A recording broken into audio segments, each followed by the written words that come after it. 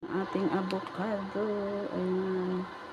Hindi pa napuno yung ating 1.5. Purong avocado yan, guys. Saka isang gatas na malapot.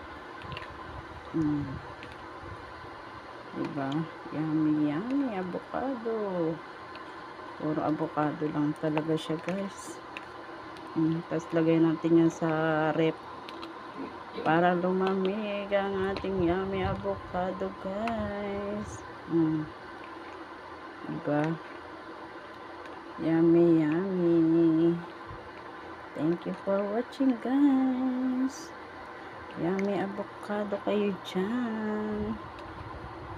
Ayan. So, yummy avocado. Hindi ko na pinakita sa inyo yung paglagay ko ng gatas. Basta isang gatas lang yan na malapot.